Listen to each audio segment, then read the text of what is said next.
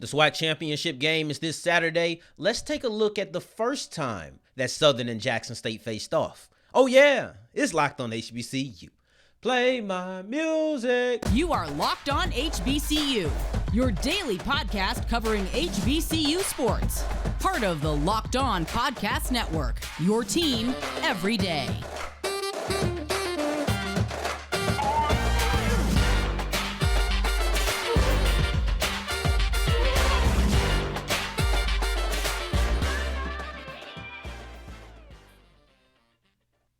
What's going on, family? Welcome back to another episode of the Locked On HBCU podcast, your number one daily one-stop shop for everything HBCU athletics, Monday through Friday, part of the Locked On Podcast Network, your team every day. And I, of course, am Darian Gray, a.k.a. the Mouth of the South, Texas Southern alum and former TSU Herald sports editor. Thank you for going on this journey with me, making Locked On HBCU your first listen of the day every single day. Now, remember, just because the mic cuts off does not mean that the journey is over. Just means it's time to follow me on Twitter at South Exclusives, which you can see right here at the bottom of the screen, or you just heard it from my mouth if you are on the audio side of things. Now, we have a full show tomorrow dedicated to the SWAC championship game and previewing that. Yes, of course. So I'm not going to focus so much on the matchup that is Saturday, but I'm going to kind of rewind and look back at the matchup that was featured on College Game Day. Yes, the first time that Southern and Jackson State faced off. We're not going to look at season-long trends.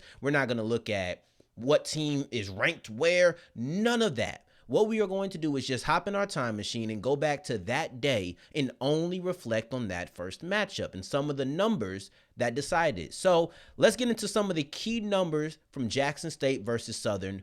1. The first number is 0, right? We have 5 numbers. The first number is 0 because that's the amount of points that Jackson State allowed on that first day. Now you correct me if I'm wrong. Y'all will do that. So correct me if I'm wrong. I've never seen a team win scoring 0 points. I've never seen it. I've never seen a team lose when they allowed 0 points. And that's what happened with Jackson State, right? You went ahead and you won that game because you only allowed 0 points.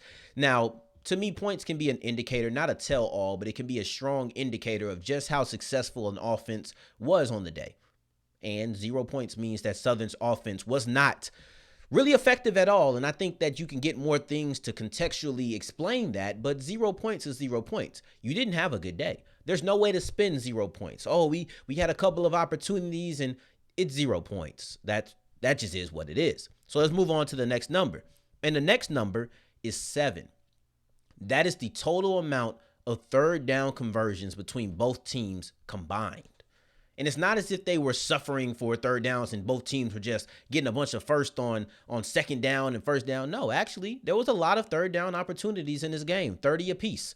Jackson State went 4 for 12, while Southern went 3 for 18. Now, clearly, 3 for 18 is worse than 4 for 12. However, that's still something that both teams need to work on. And that's why I found it important, because in a game where you won 35-0 and you have to go against that opponent again, it's important that you start to nitpick. I'm going to nitpick because if I was a coach, that's what I would be doing. You have to find little things to get better at, because if you go in there and feel like, oh, we could do the exact same thing and still win, you might be rudely mistaken, because they're going to be prepared for all of the things you did to them, right? It's a complete thing about, just how you're going to change the game plan. But if you want to look at something that you did not do well, that's third down conversions. 4 for 12 is not good. 3 for 18 is not good. That is a part of the laundry list of things that Southern is going to attempt to clean up from the first game. But that's just one of the few things, I don't want to say clean up, but one of the few things that they want to improve on if you're Jackson State. And that's kind of the difference, but both teams need to be focused on that. All right, now we go to our next numbers, and these are kind of a double header. You have 4.1 and 194. Those are your two numbers, 4.1 and 194. The reason I have both of these numbers is because that is the highest yard per carry as a team, and then also the highest total rushing yards as a team. And both of those go to Jackson State. I don't think that Southern can win this game if one of those stats doesn't swing their way. They either have to outrush Jackson State as far as total numbers or just yards per carry. And honestly, the former is more important. You want to have more yardage running than Jackson State because that's your bread and butter. I just don't think that they can win this game if that isn't the case. If you aren't a better rushing team than Jackson State on this day, let's just say it's going to be a much more difficult task to win that SWAC championship. And then the last number that I want to point out is 2. And this comes from Jason Dumas, not because he wears 2. He doesn't at all. It's hard to beat a team 2 times. Is exactly what he said leading up to this. Now, that's not exactly the saying. The saying, I've never heard this in college, but the saying comes from the pros as far as what I've heard. And that's, it's hard to beat a team 3 times. And that's true. And I guess technically it's hard to sweep a team too. So it is hard to beat a team twice. But that's the confidence, and I think that's the energy that Southern really needs to go into it with. And we're going to keep it relatively brief because tomorrow's episode is going to be all about it. Nothing else. We might do quick hits at the end, but it's going to be all Jackson State versus Southern 2. So we'll see what's going to happen in that game and what we're looking forward to. And when we're done taking a look back now as we go forward, we're going to be talking to my guy, Mo Carter, because there has been a mass exodus at Alabama A&M and then Norfolk State. And I'm just curious what that's about. Before I get into that, however, today's episode is brought to you by BetOnline, the #1 place for all of your sports wagering. If you want to get down with your parlays, you want to get down with your one-game bets, you want to get down with your player props, all of these things are alive and kicking on BetOnline. They are amazing because they're versatile. Yes, I told you all of the things that they have, but they have these for all different types of sports. The World Cup is going on right now. Put your money down. The USA shocking people, right? So I think they're still in it. I hope. I just said it. But you got the USA in the World Cup or whoever you're rooting for. You got the NFL, the NBA. You got college football, college basketball. You have everything you could vote on bet on, and it's going to be all on BetOnline, where the game starts. We keep on rolling on today's episode of Locked On HBCU. I appreciate you for making us your first listen of the day every day. For your second listen of the day, make sure you're checking out Locked On Sports today, and hopefully you checked it out yesterday because your boy was on there talking about Deion Sanders and the offer from Colorado and what it would mean whether he left or stayed. So check that out wherever you listen to your podcast, including this app right here. Now I'm about to bring on Mo Carter. He's going to talk about the situation at Alabama A&M and Norfolk because both of these teams are losing a lot of players through the transfer portal, but it doesn't seem like there's reason to worry down there in Alabama. All right, Mo, we talked off camera for a little bit. This situation feels very, very messy in Alabama A&M, but I don't know if it is as messy as it seems. So you're closer on the inside than I am. What's going on with all of these players who are leaving Alabama A&M?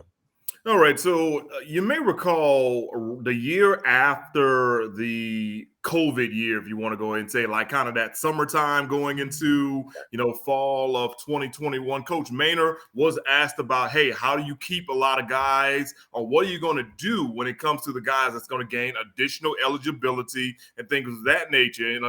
He straight up said that, hey, if you're not all conference or whatever stuff, you're not about to be a 5th, 6th year senior or whatever. A lot of people thought he was joking, but in reality, he really was saying that, hey, I don't have spots to keep all these guys or whatever, because it's not like they gave them additional time to keep more guys or whatever. So you look at guys like Brian Jenkins Jr. and Gary Quarles. They've been on this team really since Maynor's first year. They were a part of Maynor's, first recruiting class. So these guys, they've done their part. They've graduated, but due to either red shirts or the COVID whatever years, you're looking at guys that may have 5th and 6th years of eligibility. And, if you're a coaching staff, you're looking at it like, hey, we need to kind of, move on and kind of get some fresh blood in that. So I can definitely speak on Brian Jenkins Jr. and Gary Quarles probably falling into that fold. Now, there were some other guys like Jaquil Reef and Dennis Fisher who have joined the program in more recent years. And quite frankly, with them, I just think that either they saw the writings on the wall or they decided that they wanted to go elsewhere or whatever with their career following maybe that full season evaluation that was given to them by Coach Maynor and the staff or whatever with it. The most interesting thing, though, we need to continue to look at is that this is about to become the norm. It really, really is with the transfer portal, because lots of kids want to play now. And I get it. But at the same time, too, a lot of guys don't want to sit and wait their turn. They want to see whatever now, and they think that hitting a transfer portal is their better option. Now, I want to take it back. That's something big you just said, but I want to kind of take it back. You talked about some of these players who were younger and seeing the writing on the wall. What do you mean by that? Because I tell you the truth. When I started seeing all of these players, and this is before you came on, when I saw all of these players just start leaving, I started questioning the security of Coach Maynard's job. Typically, and we're going to talk about this with Norfolk, a lot of players leaving is typically joined by a coach leaving. Should we be concerned about that at all? And is that what you meant when you said writing on the wall?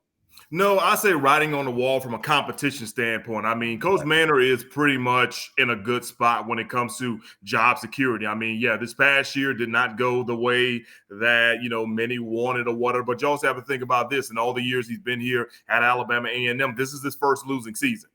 And, prior to last fall, he signed a contract, a new contract, not a contract extension, a brand new contract. So, so he's here for a couple of more years for sure or whatever. But when I say writing on the wall, I mean like competition or whatever, to where they're like, hey, we brought you in. We thought you might be able to do this and things just didn't work out or whatever and stuff. So either you have to go ahead and work a little bit harder, but also understand that we may be bringing somebody in to either compete with you or possibly take your spot. And I'll ask one more question about Alabama A&M. And I just want to see what you can speak to. This is more so towards the fans. A player who is still there, he didn't enter the transfer portal. He said it's hard to play when your fans don't love you. And I know that a lot of times when you have your first lack of success in a long time, it can get hard for fans and they can get angry. What is the feeling around this team right now when you're talking about the fan base? Not in the locker room, not in the coaching staff, but the fan base. What's the temperature?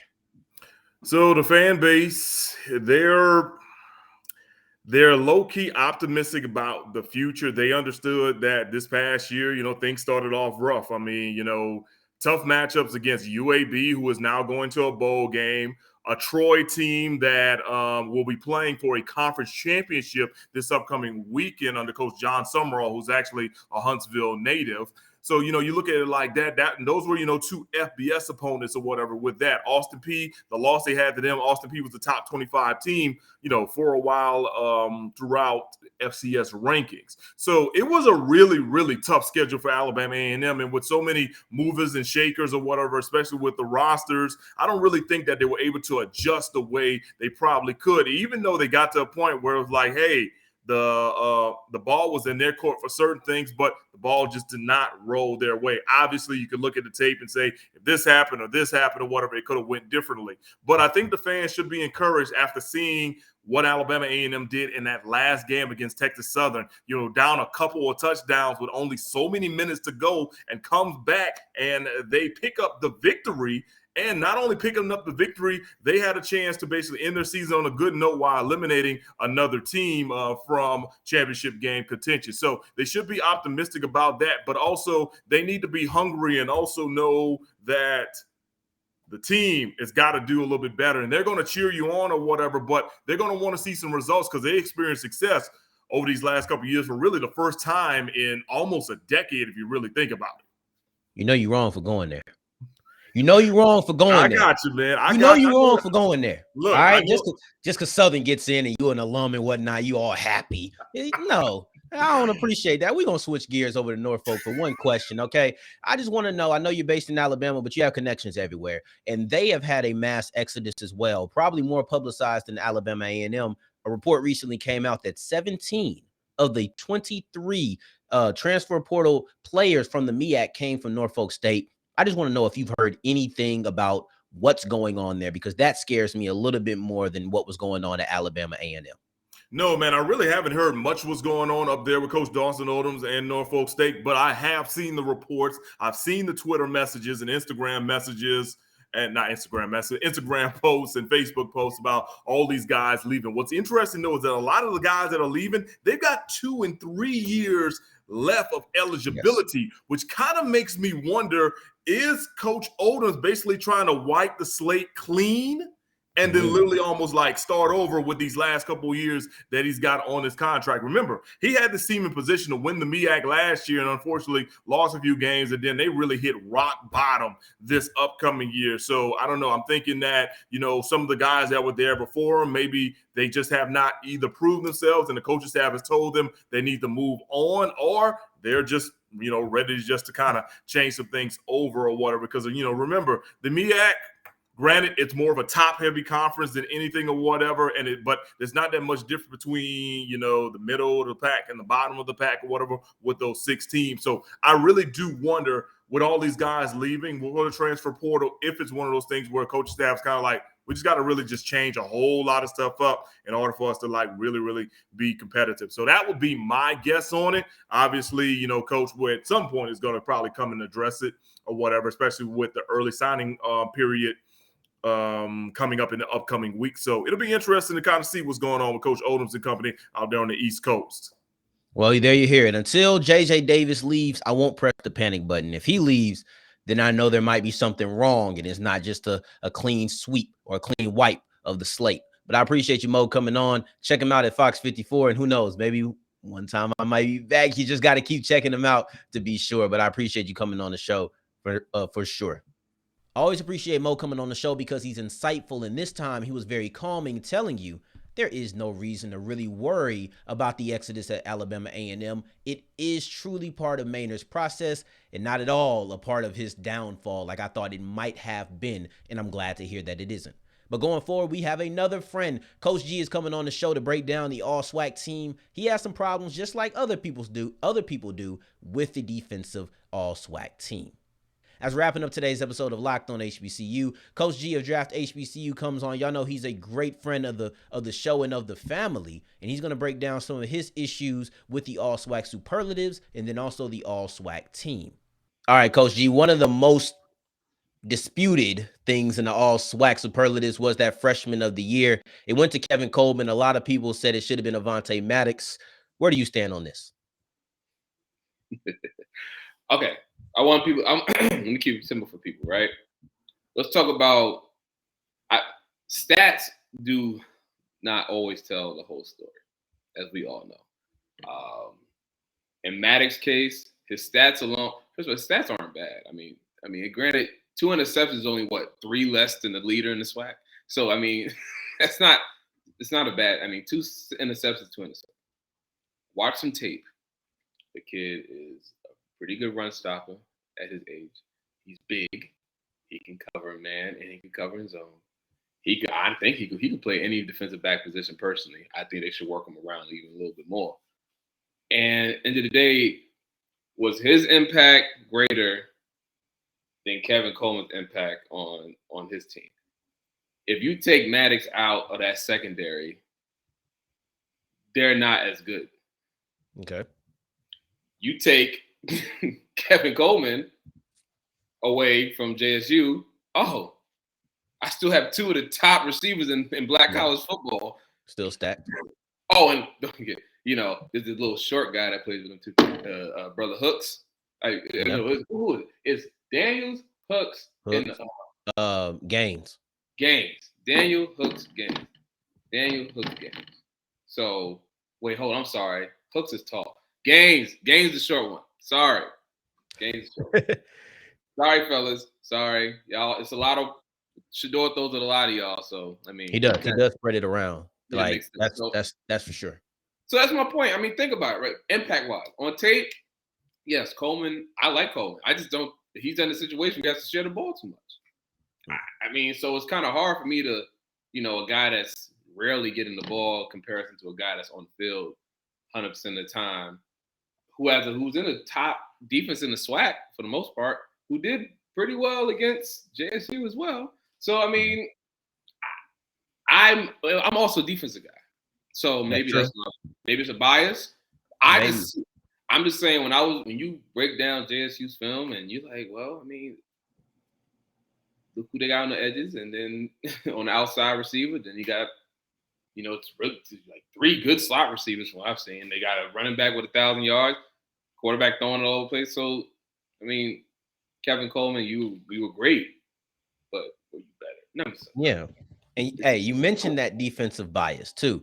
And I feel like most of the gripes about this All SWAC team were on the defensive side. Everyone I heard complaining was typically a defensive player. So I go ahead and I point to you and I say, where did they go wrong? Whether that was Jalen Bell, who I know you want to talk about, or maybe even Isaiah Major. I know we both like him, so I'll throw those 2 players at you.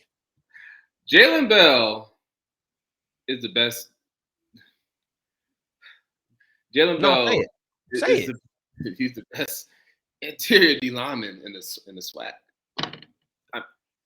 That's film.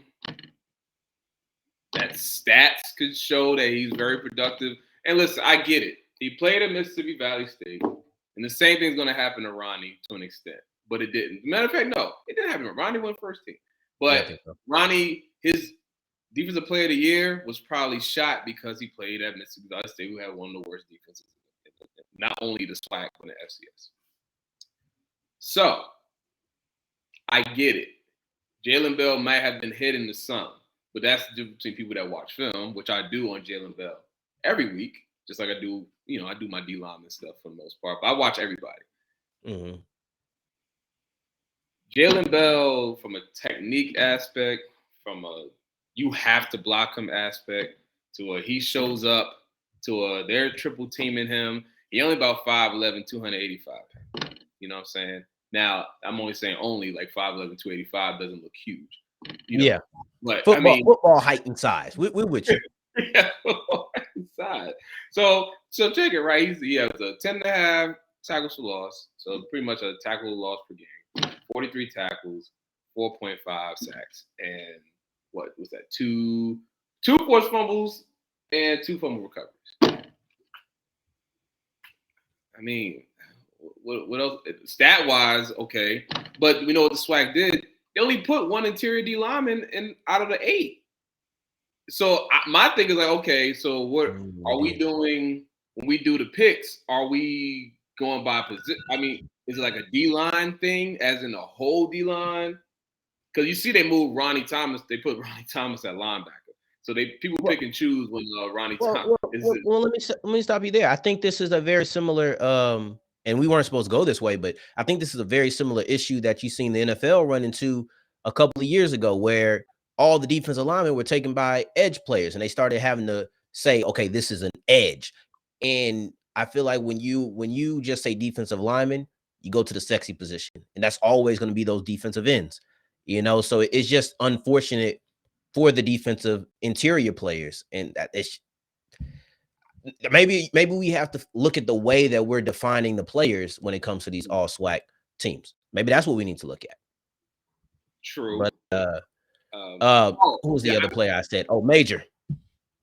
Oh, well, Major, I liked him for defensive player of the year, obviously. Okay. But, yeah. I mean, but he made second team. Now, this is what I'm saying. He made second team linebacker because they didn't want to put Ronnie Thomas at defensive lineman and take out either, because they have 2 FAMU guys first team. So, and also, put this out here. I love Niles Gaddy. Mm-hmm. Love Niles Gaddy. Niles Gaddy in the beginning of the year and in the second half of the year, 2 different. The production, the impact wasn't as.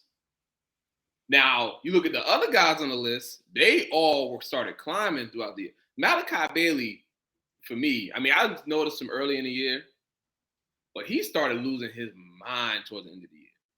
I think he had a sack every game. I think he had a game, like multiple games with multiple sacks.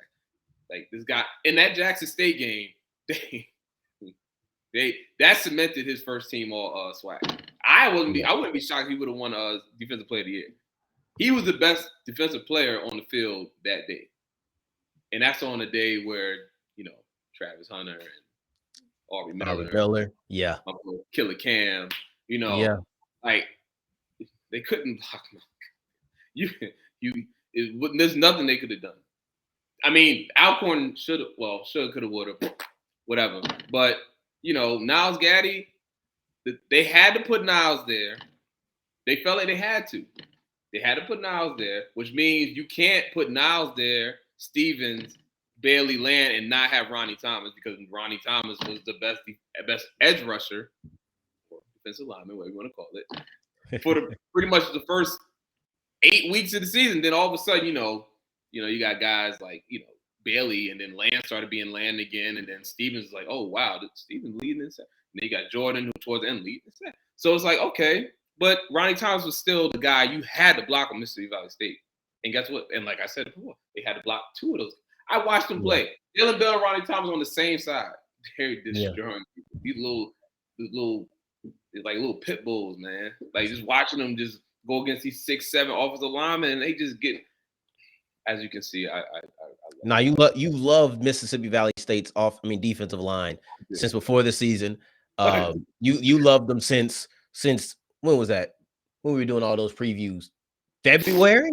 Like you've loved them since then. Love the defensive line coach. Love the prospects they put out, and it's nice to see that hasn't changed. And I'm sure that it won't change. G, we're gonna let you get out of here because I know you have to do your draft spaces. Of course, it's gonna come out in the morning, but you're gonna do your draft spaces. We still got to get those ranking episodes. I want to talk about these linebackers because it's hotly contested. You got Major, you got Miller, and it feels like the linebacking position is definitely stacked. So I want to talk about them sometime in the future, maybe around Christmas. We'll get something popping. I almost forgot. I could be sadly. I just looked again to make sure. How did Keaton Isaac make All SWAC? I ain't got the answers. I ain't got the answers. No, seriously. Nah, seriously. I don't have the answers. It just feels like All SWAC might have been a gross misevaluation of defensive play this year. And I think that might be one of the bigger consensus coming out of this team. But BJ Bowler over Keaton Isaac. I love Bowler, bro. Come on, man.